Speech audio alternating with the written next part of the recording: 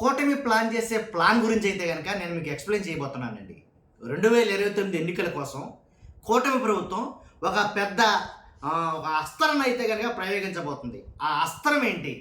ఆ అస్త్రం వల్ల కూటమి ప్రయోగించే అస్త్రం వల్ల 2029లో కూటమి గెలుస్తాది అని వాళ్ళ నమ్మకం.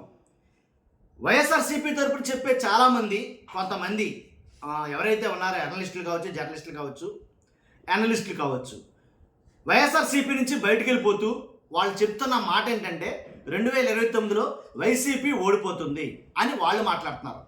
నా అభిప్రాయం ఏంటంటే 2029లో కూటమి గెలుపు కోసం ఏం చేయబోతుంది, వైసీపీని ఎలా ఇరకాటంలో పెట్టబోతుంది అనేది నేను చెప్పబోతున్నాను. ఖచ్చితంగా ఈ వీడియో చాలా ఆసక్తికరంగా ఉండబోతుంది. దాంట్లో ఎలాంటి డౌట్ లేదు. ఏ ఏ అస్త్రాలను ప్రయోగించబోతుంది, వైఎస్ఆర్‌సీపీ ఆలోచించుకోవాల్సిన విషయాలు ఏంటి, దాని గురించి చెప్పబోతున్నా. కొంచెం లెంత్ ఎక్కువైనా కంగారు పడొద్దు. ఎండ్ వరకు చూడండి, మీకు ఒక క్రిస్టల్ క్లారిటీ అయితే రాబోతుంది. దాంట్లో ఎలాంటి డౌట్ లేదు. ఫస్ట్ అయితే కనుక రాష్ట్ర ప్రజలందరికీ వాస్తవాలు ఏంటో తెలియాలి కాబట్టి, ఏపీలో జరుగుతున్న వాస్తవాలు ఏంటనేది తెలియాలంటే మీ బాధ్యతగా మీరు లైక్ చేయండి. లైక్ చేస్తే ఈ ఇన్ఫర్మేషన్ ఎక్కువ మంది షేర్ అవుతుంది. కొత్తగా మన ఛానల్ చూస్తే పక్కాగా సబ్స్క్రైబ్ చేయండి. మీ అమూల్యమైన అభిప్రాయాన్ని కామెంట్ రూపంలో తెలియజేయండి. ప్రస్తుతానికి వైఎస్ఆర్‌సీపీకి కూటమి ప్రభుత్వం చాలా అయితే కనుక చాలా అబండాలు వేస్తుంది వైసీపీ మీద కూటమి ప్రభుత్వం. దాన్ని ఎదుర్కోవడంలో వైసీపీ నానా తిప్పలు పడుతుంది, తంటాలు పడుతుంది అంటారు. ఎలాంటి సందేహం లేదు. ఇప్పుడు కూటమి ప్రభుత్వం ఒక అస్త్రం ప్రయోగిస్తుందని అని చెప్తున్నాను కదా, ఆ అస్త్రం ఏంటి, ఎందుకోసం అంటే 2029లో ఎన్నికల కోసం, తాను గెలవడం కోసం. కాబట్టి ఆ అస్త్రం ప్రయోగించే ముందు నాది ఒక రిక్వెస్ట్ ఉందండి.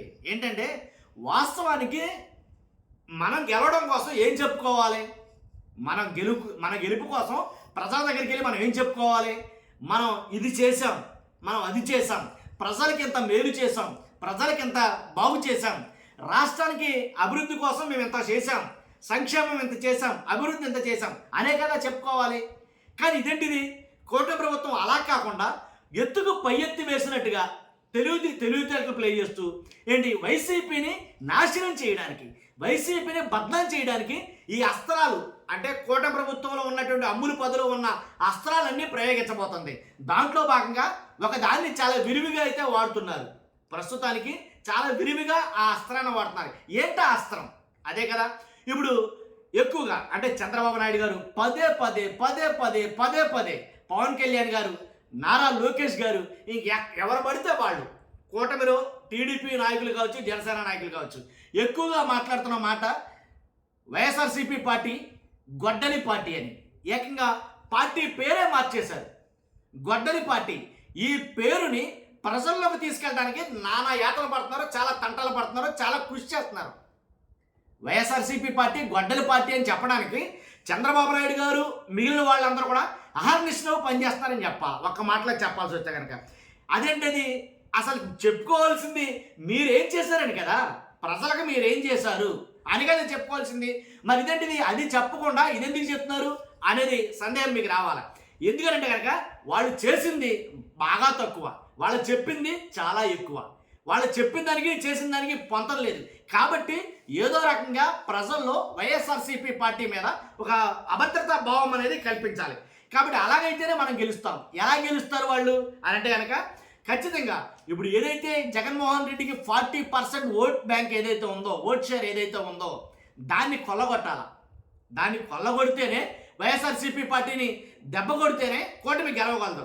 అలా గెలవాలంటే వ్యక్తిత్వ హననం చేయాలి. జగన్మోహన్ రెడ్డి గారి గతం తవ్వాలి.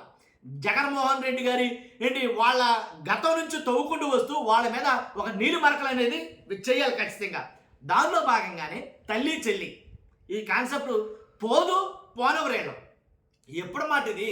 తల్లి చెల్లికి ఏ కొంపలో లేవి, ఏ కొంపలో ఉండదో, ప్రతి కొంపలో ఏదో ఒకటి జరుగుతూనే ఉంటుంది. అలాంటిది దాన్ని పెద్ద బూచిగా చూపించి జగన్మోహన్ రెడ్డి గారి మీద ఒక అస్త్రాన్ని అయితే కనుక కంటిన్యూస్గా విడిచిపెట్టకుండా మాట్లాడుతున్న మాట ఏంటంటే తల్లిని చెల్లిని బయటికి గింటేశాడు, తల్లి చెల్లి ఆస్తులు లాగేసుకున్నాడు, తల్లి చెల్లి చూడలేనోడు రాష్ట్ర ప్రజలు ఏం చూస్తాడో, ఇది వాళ్ళ మెయిన్ టార్గెట్.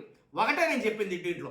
తర్వాత ఫ్యాక్షన్ ఏదైతే ఫ్యాక్షన్ ఫ్యామిలీ అని నిరూపించడం కోసం ఒక నెల రోజులు బట్టి నానా యాతన పడుతుంది కూటమి ప్రభుత్వం.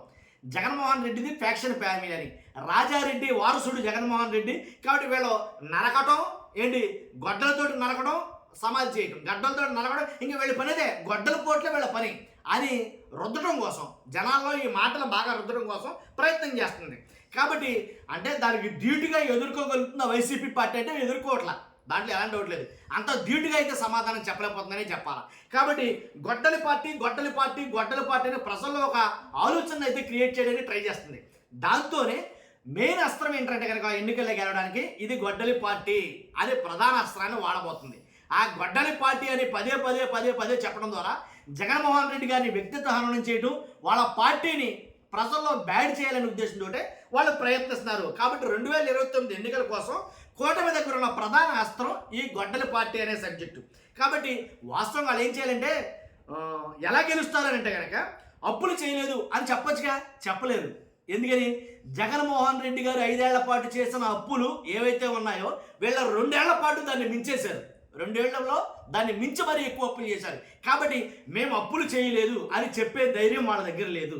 తర్వాత ఏదైతే సంపద సృష్టిస్తా అని అధికారంలోకి వచ్చారు, సృష్టించారంటే కనుక నయా పైసా సంపద సృష్టించాలా అని చెప్పే దమ్ము ధైర్యం అయితే కనుక లేదు. దాంట్లో ఎలాంటి డౌట్ లేదు.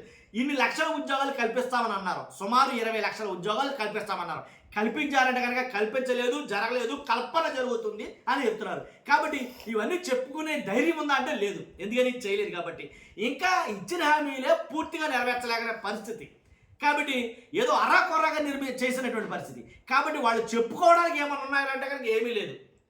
ఇప్పుడు జనాల్లోకి వెళ్ళి కూటమి నాయకులు ఇదిగో మేము ఇచ్చేసామంటే అది చేశారా, నిరుద్యోగులకు ఇచ్చారా, ఆడబిడ్డలకు ఇచ్చారా అని అడుగుతారేమో అని చెప్పుకోవడానికి ఏమీ లేదు. కాబట్టి కూటమి పార్టీ వైఎస్ఆర్సీపీ పార్టీని మెయిన్ బద్నాం చేసే అంశం ఏదైనా ఉందంటే కనుక వ్యక్తిత్వ హననం. దాంతోపాటు అలాగే వైసీపీది గొడ్డల పార్టీ అని ఏదో బ్లేమ్ చేసి, అంటే బట్టకల్చే మేనేసేస్తే ఆటోమేటిక్గా మనం గెలిచేస్తాం అనే అపోహలు అయితే కూటమి ప్రభుత్వం ఉంది. గెలుస్తారా లేదంటే ప్రజలు డిసైడ్ చేస్తారు. మనం గొడ్డలి పార్టీ అన్నంత మాత్రాన ప్రజలు నమ్మేలా ఉన్నారా? మీరేం చేస్తారు అని అడుగుతారు కదా, దానికి సమాధానం ఏంటి? మీరు 20 లక్షల ఉద్యోగాలు ఇచ్చారా? సమాధానం ఏంటి? మీరు సంపద సృష్టిస్తా అన్నారు, సృష్టించారా? సమాధానం ఏంటి? మీరు అప్పులు చేయకుండా చాలా జాగ్రత్తగా రాష్ట్రాన్ని కాపాడుతామన్నారుగా, జగన్మోహన్ రెడ్డి గారి హయాంలో శ్రీలంక అయిపోతుందన్నారు. మరి మీ హయాంలో ఏమవుతుందని చెప్పాలి? జగన్మోహన్ రెడ్డి గారు 5 ఏళ్ల పాటు చేసిన అప్పు జస్ట్ మీరు 2 ఏళ్లలోనే చేసేశారు కదా, ఇంకా రానున్న 3 ఏళ్లలో ఇంకెన్ని లక్షల కోట్లు చేయబోతున్నారు అని జనాలు అడుగుతారు కదా. అడిగితే సమాధానాలు ఇవి లేవు. అర్థమైందా మీకు? కాబట్టి అంటే గెలవడం కోసం ఆ రకంగా ఆ వేలో వెళ్తే గెలం కాబట్టి మనం ఇలా వెళ్దాం. జగన్మోహన్ రెడ్డి గారి ఫ్యామిలీని టార్గెట్ చేయాలి, జగన్ గారిని టార్గెట్ చేయాలి, రాజారెడ్డి లేదా ఫ్యాక్షన్ లేదా ఇంకా ఇతరత్ర దాని మీద దృష్టి పెట్టారు. కాబట్టే గొడ్డలి పార్టీ. ఒక్క మాట చెప్తాను, నిజంగా వీళ్ళ మాటలు ఉపసంహరించుకోవాలి అని అనుకుంటే కనుక ప్రొఫెసర్ నాగేశ్వరరావు గారి లాగా. కాబట్టి గొడ్డల పార్టీ అని ఎందుకు పెట్టారంటే కనుక వాళ్ళ బాబాయ్ది గొడ్డలి హత్య జరిగిందని చెప్పేసి. దాంట్లో వాస్తవాలు ఏమైనా ఉన్నాయి అసలు? జగన్ గారి కనీసం ఎఫ్ఐఆర్లో జగన్ గారి పేరైనా చేర్చగలిగారా? లేదు. కాబట్టి ఎవరు చెప్పాలి? నిజంగా క్షమాపణలు చెప్పాల్సి వస్తే ఖచ్చితంగా కూటమి ప్రభుత్వం నాయకులు చెప్పాలి. ఎవరు చెప్పాలి? ఒకవేళ ఎవరు మాటలు ఉపసంహరించుకోవాలంటే ఎవరు ఉపసంహరించుకోవాలి? కూటమి ప్రభుత్వం. కాబట్టి ఇదండి ఆంధ్రప్రదేశ్లో జరుగుతున్న రాజకీయం. కాబట్టి ఖచ్చితంగా దీని పట్ల వైసీపీ అయితే కనుక ఆలోచించుకోవాలి, పునరాలోచించుకోవాలి, మామూలుగా కాదు. ఎందుకంటే ఇది తీవ్రతరం కాకముందే దాన్ని డిఫైన్ చేసుకోవాలి, ఖచ్చితంగా డిఫైన్ చేసుకోవాలి. ఎందుకంటే కనుక అది కాదు, అది తప్పని ఆల్రెడీ జగన్మోహన్ రెడ్డి గారు ప్రెస్ మీట్ పెట్టి మాది గొడ్డల పార్టీ అవునో కాదో చెప్పాడు ఆయన. ఎలాగా వెన్నుపోటు పార్టీ అనో లేకపోతే గన్ పార్టీ అనో కొన్ని వ్యాఖ్యలు చేశారు ఆయన. ఏదేమైనా రానున్న రోజుల్లో ఇంకా తీవ్ర రూపం దాచుకోబోతుంది. కాబట్టి ఖచ్చితంగా ఏపీలో రాజకీయాలు అయితే వేడుకుతున్నాయి. మీ అభిప్రాయం ఏంటో ఖచ్చితంగా కామెంట్ రూపంలో తెలియజేయండి. ఫస్ట్ అయితే లైక్ చేయండి. Thank you very much.